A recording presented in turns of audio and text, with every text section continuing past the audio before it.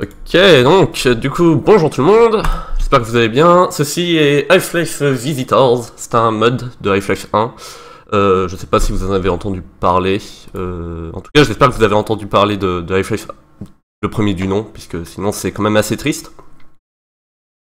Ce que je vais faire, c'est que je vais démarrer la run tout de suite, je vais expliquer les techniques au cours de la run, de toute façon il y aura le temps. Il y a une petite cutscene au début et le timer démarrera à la fin de la cutscene quand j'aurai le contrôle du personnage. Et il n'y a pas de musique, je sais pas pourquoi, cette cutscene est assez bizarre, parfois il y a de la musique, parfois elle se coupe en plein milieu de la cutscene, parfois... Bref, ce jeu est buggé hein, de toute façon. Merci pour les GL, on va en avoir besoin.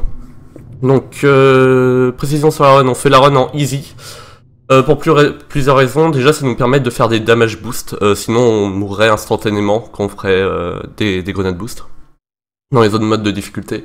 Et la deuxième raison, c'est que le jeu de base est assez dur, les ennemis sont assez violents et il y a assez peu de kits de soins le long du jeu. On va pouvoir y aller.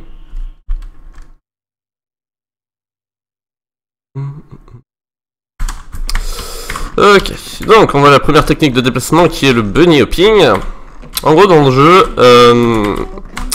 juste aller tout droit c'est assez lent. On va toujours préférer se déplacer en sautant et en faisant des strafes de droite à gauche avec les mouvements de caméra qui vont avec. Et ça nous fait gagner beaucoup de vitesse. Sachant que sur ce jeu là, on joue sur une version Steam et il y a ce qu'on appelle donc un B-Hop Cap. En faisant des strafes de droite à gauche avec les mouvements de caméra qui vont avec. Et ça nous fait gagner beaucoup de vitesse. Sachant que sur ce jeu là, on joue sur une version Steam et il y a ce qu'on appelle donc un B-Hop Cap. Donc qu'est-ce que ça veut dire? En gros vous voyez le chiffre en bas c'est ma vitesse. Donc quand je marche je vais à 320. Quand je fais du B-Up je prends beaucoup plus de vitesse. Et donc si jamais par contre je fais du B-Up alors que je suis au-dessus de 544, ma vitesse elle va être reset à ma vitesse de marche. Donc c'est très gênant. Donc pour éviter ce problème on utilise une autre technique qui s'appelle le duck roll.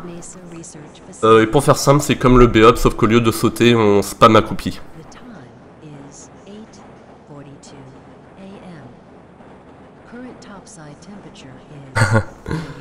Donc petite précision sur ce train, normalement le jeu est censé tourner alors avec 400 fps sur mon PC.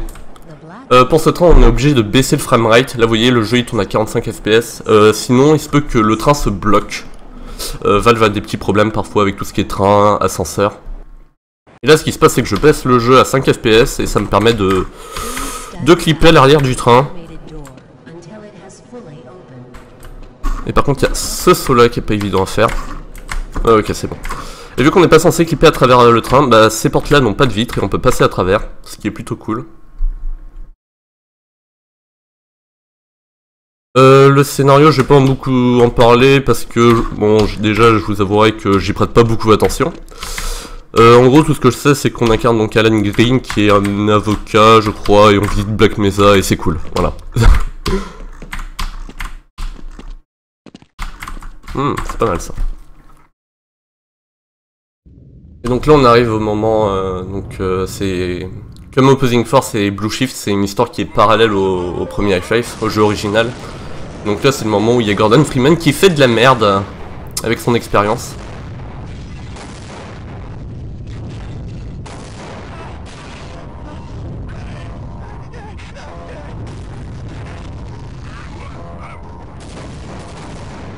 Ouais, comme dit l'histoire, elle est assez obscure. À un moment, on nous montre des immeubles qui explosent, je sais pas trop pourquoi, mais bon, c'est cool. C'est un bon jeu. Enfin, ce jeu-là est bien pour le speedrun, ce mode-là plutôt. Parce que contrairement à d'autres modes, il y a des trucs qui sont assez cool, et il y a assez peu de cutscenes.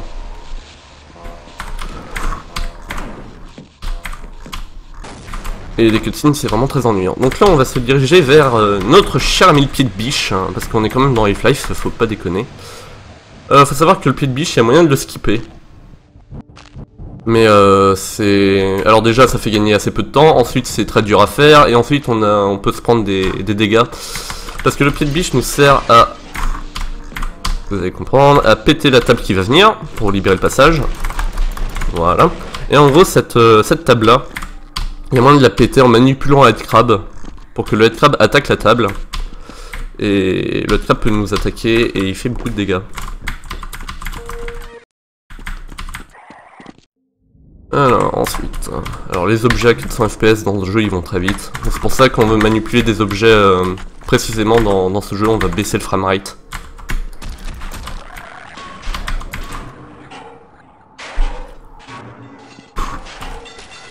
Donc si jamais vous voyez le jeu qui lag à certains moments, alors j'aimerais bien que tu me laisses passer, merci bien. Si vous voyez le jeu qui a des chutes de FPS à certains moments, c'est normal, faut pas s'inquiéter. Et là on va voir le premier truc cool du jeu. En gros on n'est pas beaucoup à runner ce jeu, on est 3. Et il y a un runner qui s'appelle Monsieur Mopi qui s'est dit tiens je vais essayer de monter sur absolument la tête de tous les ennemis pour voir si je peux trouver des choses intéressantes. Donc là je monte sur la tête de cet ennemi, ça me permet d'avoir assez de hauteur pour attraper cette échelle et monter dans le conduit et skip tout un pan du jeu. Et voilà, c'est pratique. Donc voilà, c'est des strats qui sont complètement débiles. Mais c'est assez drôle à voir. Là on va en revoir un. Donc en gros il va y avoir des headcrabs qui vont tomber du plafond. Et en gros si je saute sous ce headcrab ça le fait flotter, je peux monter dessus. Et là je veux juste qu'il me donne un boost. Il m'attaque. Sauf que parfois je me bloque dedans. Voilà. Allez. Attaque-moi. Oh mon dieu, ce skip là est horrible.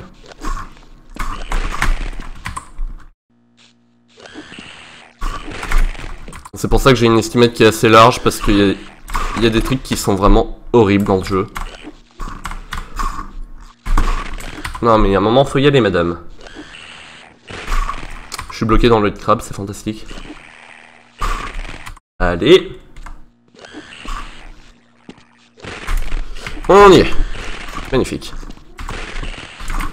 Donc. Là, on va récupérer l'arme pétée du jeu, qui est le shotgun. Enfin, toutes les armes sont pétées, hein, de toute façon, dans le jeu, vu qu'on run en easy, on fait beaucoup de dégâts aux ennemis. Enfin, ils sont pas bien solides. Alors là, il y a juste... C'est assez dur de B-up dans ces petits couloirs. Ok. On pète les planches, on pète ce gars-là. On active les boutons, ça ouvre des portes. Ça peut être pratique. Et là, il va y avoir un scientifique à manipuler. Alors, les NPC dans le jeu sont toxiques. Hein. Ils sont absolument horribles à manipuler. Je tue ces ennemis-là parce qu'ils peuvent apurer le scientifique. Et je pète cette caisse-là, ça servira pour plus tard. Et là, on va faire le pire trick du jeu. Avec cette petite pièce de métal. Normalement, on est censé faire un détour. Mais si jamais on manipule la pièce de métal correctement, on peut activer l'électricité depuis l'extérieur. Comme ça. Et ouvrir la porte depuis l'extérieur, et c'est fantastique. Ils sont en train d'exécuter les scientifiques. Alors là, c'est le moment où on se rend compte que le jeu a des doublages magnifiques. Non, il faut que tu me suives. Oui, voilà, on fait une équipe du tonnerre, c'est fantastique. Et d'ailleurs, vu que c'est un mode, je sais pas pourquoi j'ai la moitié des dialogues en français là, et l'autre moitié en anglais. Est-ce que tu peux aller ouvrir la porte? Voilà. Donc, là, pendant qu'il ouvre la porte, je récupère cette trip mine qui va me servir à faire un autre skip débile un peu plus tard. Bonjour. Non, tu meurs. Ok.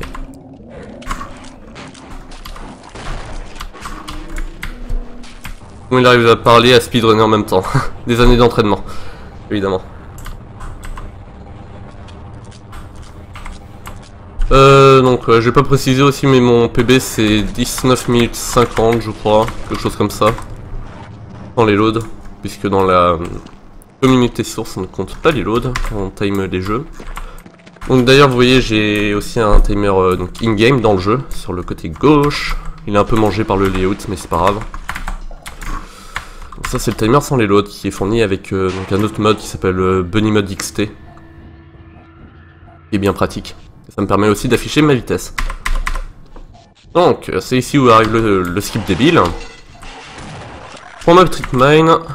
Je la passe un peu par là, pas trop.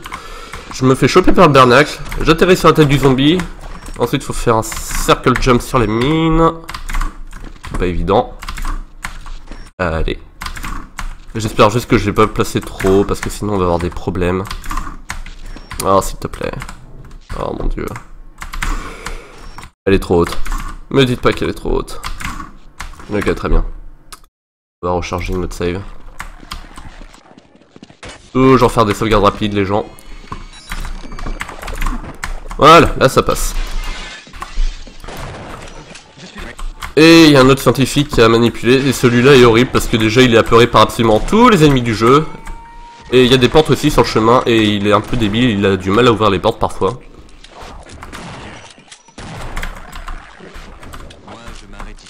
Voilà, donc là il a arrêté de me suivre parce qu'il a été apeuré par une porte. C'est n'importe quoi.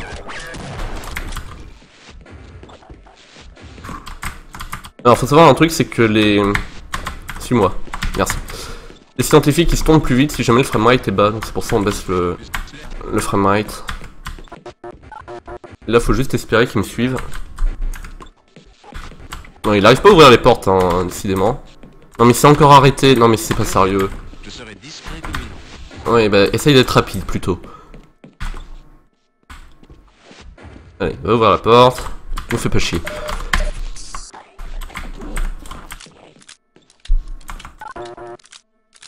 Vous ne voulez pas examiner ces échantillons de sang microscopique? Donc ce mec là il sert à rien, on lui passe sous le nez. La petite ascenseur.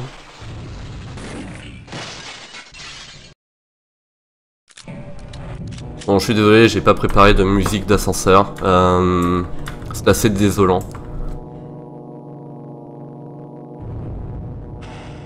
Ensuite on a un petit instant Michael Bay hein, avec des explosions. Fantastique.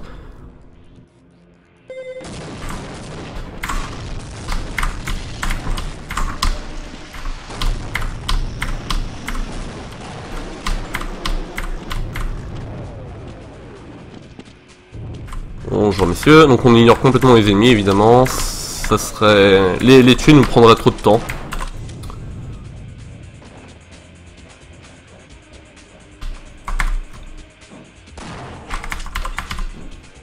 Les tasses de Half-Life. Faut savoir qu'il y a un monsieur qui est très gentil qui s'appelle Yelter qui a développé des outils pour tasser Half-Life. Et je crois qu'il travaille sur le tasse du jeu complet en ce moment. Et ça veut rien dire. Bref, donc là on se balade dans les conduits, y a rien de spécial. On peut faire joujou avec la lampe. Parce que c'est un peu l'ennui hein.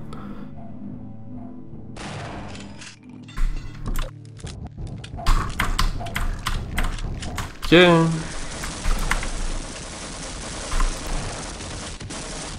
Alors ensuite... Bon, on a bientôt fini avec les conduits, hein, ne vous inquiétez pas. Ensuite, il y a un ventilo sur cette map, mais les 3-4 premières secondes, le ventilo ne tourne pas, et du coup, on peut passer tranquillement. Sinon, c'est extrêmement chiant, donc c'est pour ça qu'il faut pas traîner. Ensuite, on récupère la mitraillette, la SMG, et les SMG nades qui vont avec. Donc les SMG nades, c'est les grenades que tu peux lancer les mitraillettes, qui sont très très pratiques. Parce qu'en fait, je vais m'en servir, non pas pour tuer les ennemis, mais pour les apeurer. Donc là, j'embelle leur fouille dans l'air, ils sont apeurés, ils ont peur. J'en profite pour appuyer sur le bouton, et on passe tranquillement, et on ignore absolument tous les ennemis. Ici, pareil. Bonjour, mesdames. Non mais pousse-toi, laisse-moi passer. Oh. Ok. Alors, j'ai beaucoup de vie, ce qui est cool. D'habitude ici, j'atterris ici avec environ 20 points de vie et pas d'armure. Donc là, on est vraiment bien.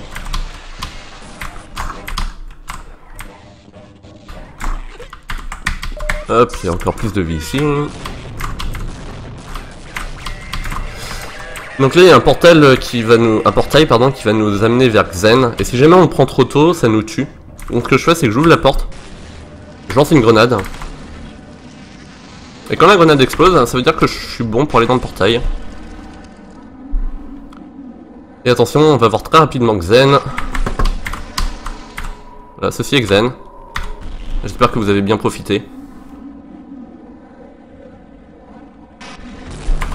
Et là, il y a une petite cutscene, il n'y a rien à faire, faut juste attendre. On peut péter les boîtes. On peut péter les vitres. On peut péter la table aussi. On peut péter le scientifique aussi. On peut pas. Nevermind.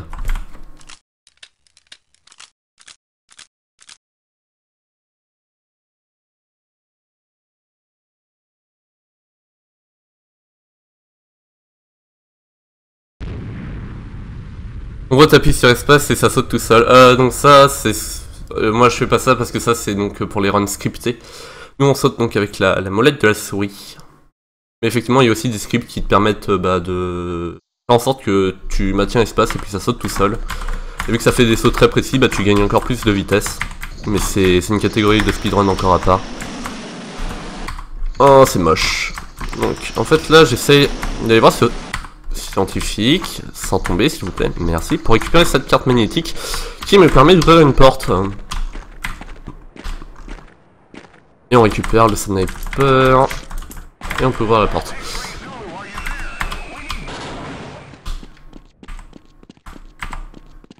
Bonjour, je ne fais que passer, vous occupez pas de moi.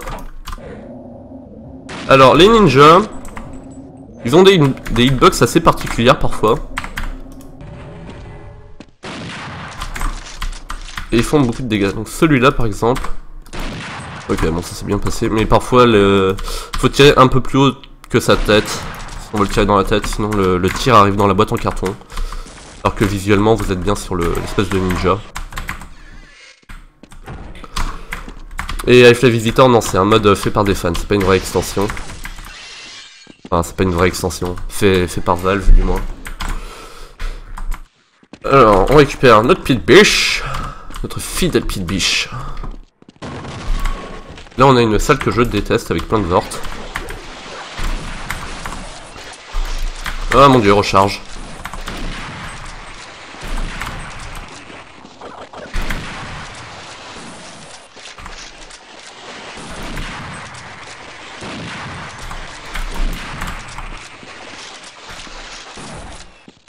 Ok, bah putain, c'est bien placé. Vu que j'ai plein de vie, j'ai pas à me aider. Alors ici, petit skip, on ouvre la porte, on active l'ascenseur, on recule, on saute sur l'ascenseur. Et on peut aller directement dans le conduit qui est ici.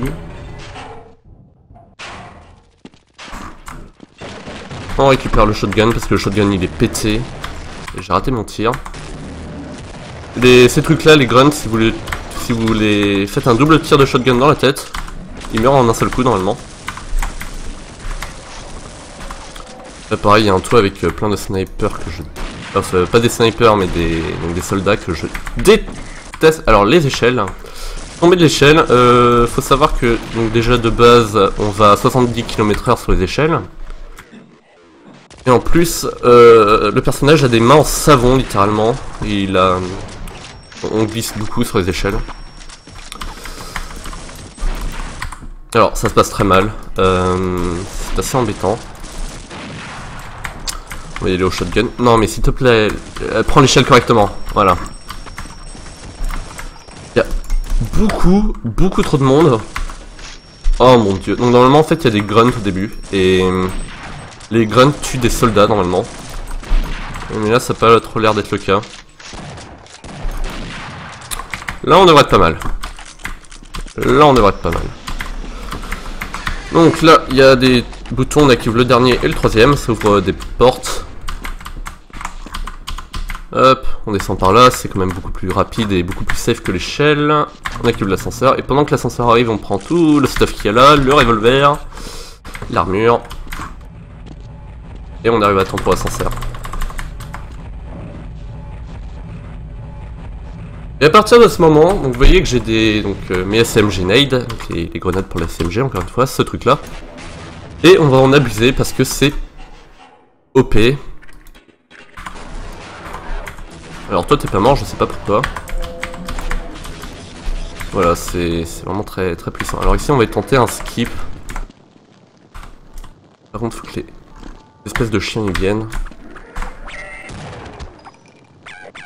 En gros si on tue les espèces de chiens sous la porte, donc les Winday je crois qu'ils s'appellent normalement. Normalement il y en a un troisième. Ok.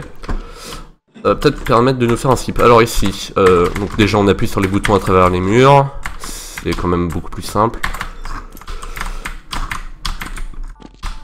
Hop, on remonte. Et on va voir si j'ai réussi mon skip.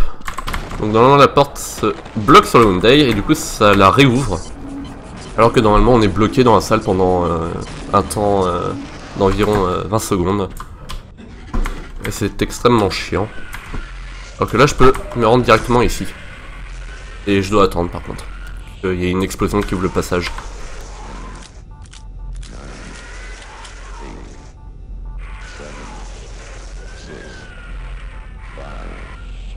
Magnifique décompte.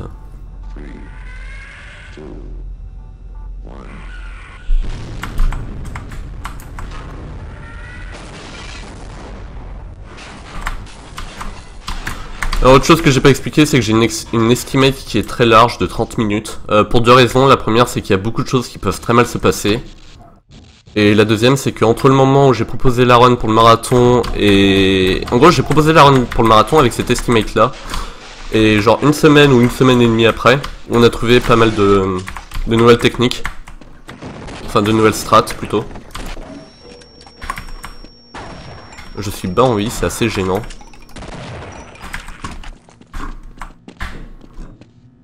Allez. Mais laisse-moi tranquille. Alors les échelles c'est pareil, elles sont très capricieuses dans le jeu.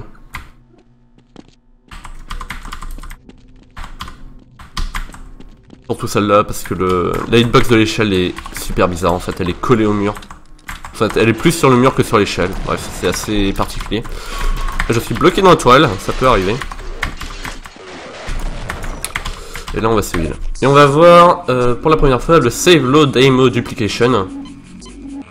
Je sais pas si je vais avoir assez de vie pour faire mon dernier damage boost par contre. Donc le Save Load Aimo Duplication, qu'est-ce que c'est? En gros les ennemis ils droppent des munitions. Et celui-là drop des SMG nade. Alors faut juste que j'arrive à le tuer par contre.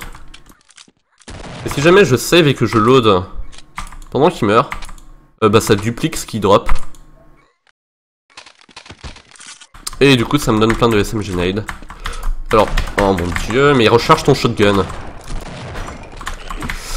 Il y a ce garde là. Ok c'est bon. Il y a ce garde là parfois qui meurt pas toujours, qui est assez chiant aussi.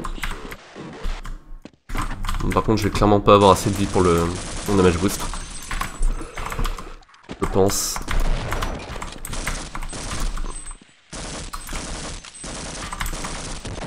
Bonjour. Bonjour. Au revoir. Là il y a une tourelle. Mais c'est dingue d'avoir le shotgun qui est toujours déchargé comme ça. Alors ici on va ici juste pour activer un trigger. Déclencher la suite du jeu. Et là je vais juste compter mes nades. 9. 8. 7. C'est extrêmement mauvais. 8. 7.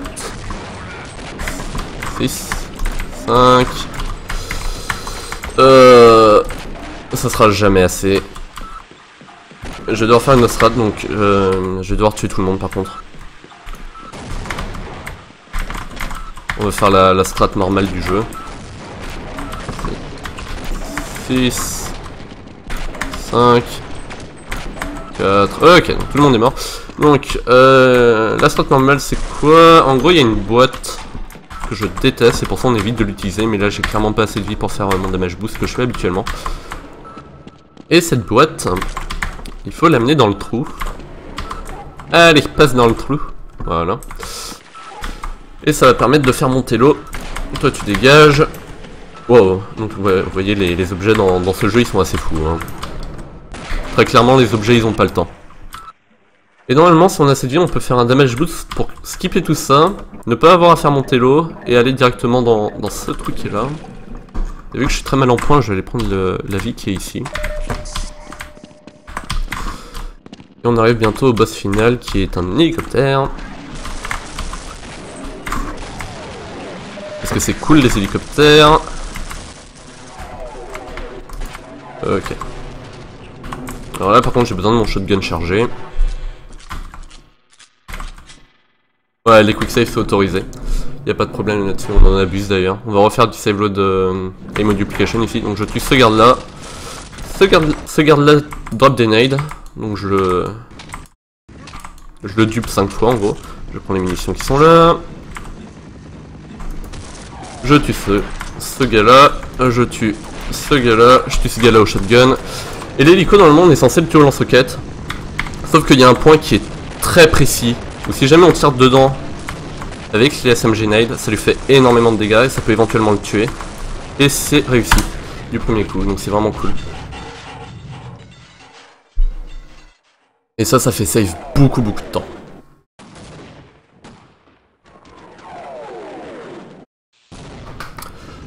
Donc voilà, c'était Half-Life Visitor. Et donc voilà, alors, juste un fun fact avec ma strat, donc, puisque c'est moi qui ai trouvé cette strat là de tuer l'hélico avec les SMG Nade. Le jeu aime pas du tout ma strat, je sais pas pourquoi, donc parfois il y a la cutscene de fin qui se déclenche, parfois le jeu revient au menu principal, et puis parfois le jeu crash. Je ne sais pas pourquoi. C'est pas bien grave. Bref, du coup, moi je vais laisser la place à le Corbac, je crois, qui fait une run d'un jeu dont j'ai totalement oublié le nom et que je connais absolument pas. Mais je suis sûr que ça va être très intéressant, je vous conseille de rester. Moi je vous retrouve ce soir pour une run de Half-Life 2 sur le vieux moteur. Et puis voilà. Si le Corbac est prêt, je vais juste lui laisser la place. Et puis voilà. Des bisous les gens.